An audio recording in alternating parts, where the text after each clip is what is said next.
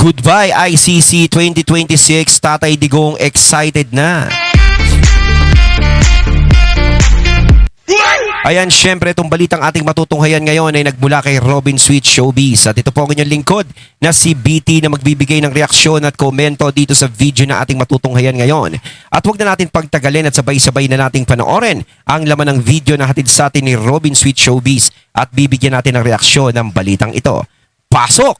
Nanganganib ng maparalisa ang operasyon ng ICC. Ayan, kailan ba yan? Dahil ang bansang China, India, Russia at United States ay pinagtutulungan na ang ICC. Naku, Ayon sa ang China dami yung bansang kalaban, ICC, kasi kayo masyado kayong epal China cautions ICC on politicization after Duterte arrest.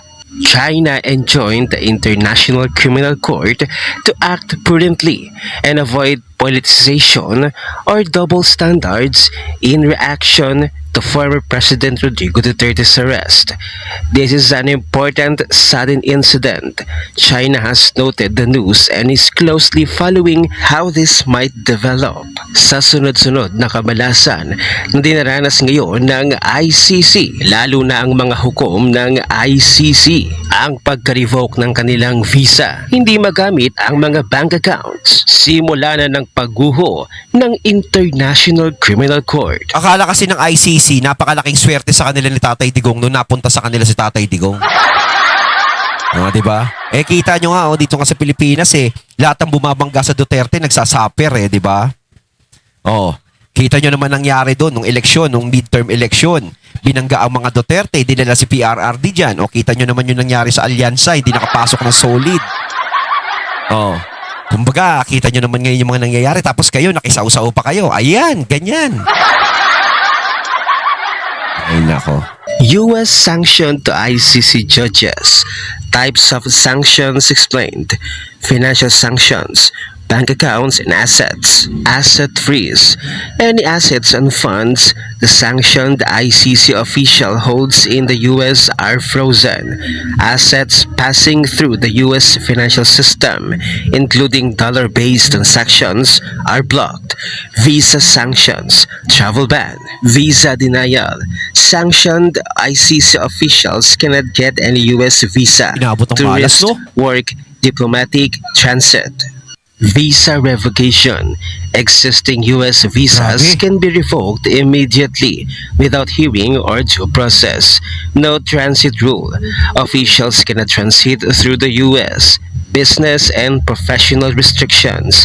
U.S. citizens and companies are prohibited from doing business with sanctioned ICC officials, providing services, consulting, or payments. This affects legal consulting, academic work, speaking engagements, and publishing involving U.S.-based entities. Ay, nako, ICC, kung ako sa inyo, pakawalan nyo na si PRRD. Hindi, sa totoo lang, di ba? Kita nyo, minamalas na kayo. Kala kasi nila, lucky charm si PRRD. Hindi sa inyo gagana yung pagiging lucky charm ni PRRD. Di ba? O kita nyo yung inaabot nyo ngayon. Halos ang daming bansa na ang ayaw sa inyo. Pinagkakaisahan na kayo talaga na mawala. No, kaya nga ito, ICC Court Justice is at risk, parang virus no? Parang kinapitan kayo na matinding virus. I-format nyo na yan. Financial spillover effects. Family members may not be individually sanctioned but face indirect impacts. Joint bank accounts can be frozen. Shared financial assets can be restricted. Household finances may be severely affected. This creates personal pressure beyond the targeted individual. Impact on family members. Visa restrictions extend to immediate family members, spouse, children. Family members may be denied U.S. visas, have existing visas revoked, blocked from travel for education, medical care, or personal reasons. Indirect global impact. Banks outside the U.S. often comply due to reliance on U.S. correspondent banks. Fear of secondary sanctions. Sanctioned ICC officials may lose access to international banking. have accounts suspended or closed, face difficulty paying mortgage, school fees, or daily expenses. Banking restrictions summary. U.S. banks and financial institutions are prohibited from holding accounts of sanctioned ICC officials, processing payments for them, providing loans, credit cards, or financial services. Overall implications. The sanctions are comprehensive, targeting not only the ICC judges but also their families and financial networks. The sanctions extend beyond direct financial restrictions to professional and personal life impacts.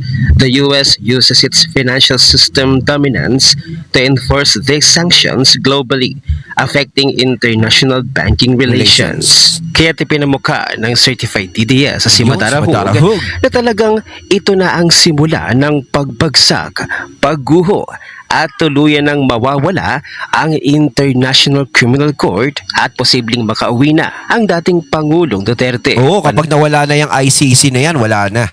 Si PRRD makakalaya na, makakalabas na yan. No, kapag ganyan pa rin ang ICC. Panoorin natin ang buong video. Hala, mukhang mawawala na yung ICC. Inabot Oo. ng malas eh, no? Mukhang pinagtutulong-tulungan ng malalaking bansa, China, Russia at Amerika na mawala ang ICC. Mantakin mo, hindi basta-basta yung kalaban nila, no? China, Amerika, Russia. Oh, ang lalaking bansa nga naman yan. Binabangga yung ICC. Ang sakit sa ulo niyan. Lahat ginagawa nila para wala nang maging suporta sa ICC. Pati ang Netherlands na pre-pressure na rin.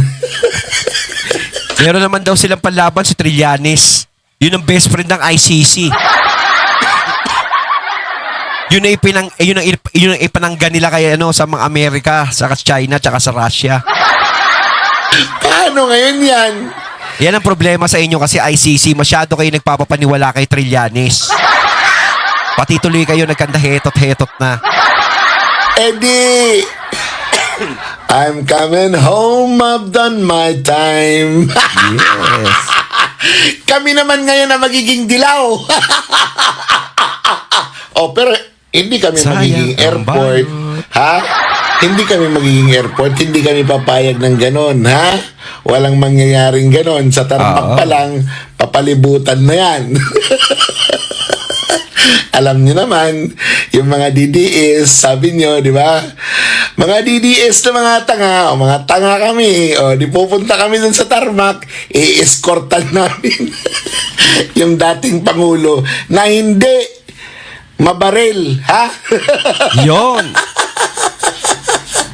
Diba? Sabi niyo mga bobo kami, yan! Matitigas ang ulo namin, kaya nga kami, buo pa rin, kaya nga kami, marami. Dahil may mga tapauo kami, isa lang ang direksyon namin, basta Duterte, very good yan. Basta Marcos, magnanyakaw yan. O, paano? Sa mga matri-trigger dyan, kinginan nyo. Wala akong pakialam. Ang importante, makakauwi na Ayun. si PRRD. Ako para sa akin, pag nawala talaga yung ICC na yan, talaga 101% talaga makaka-uwi na si PRRD niyan. No? Kaya ang laki na naman ng problema ng mga yan sigurado kapag si PRRD ay nakabalik sa Pilipinas. Di ba? Gagawa na naman ng paraan yun. Malakas na naman yung mga Duterte. Kompleto na naman sila. Wow! Sayang ang bayot! Ayon, at ating natunghayan ng video na nagmula kay Robin Sweet Showbiz at syempre natunghayan din natin ang boses at video na yun na binigyan din natin ng reaksyon na nagmula kay Madarahug. Ayan, mawawala na yung ICC. Kayo mga katunay, anong masasabi nyo tungkol dito? Comment lang po kayo sa comment box. So once again, I'm BT and I'm out. Peace.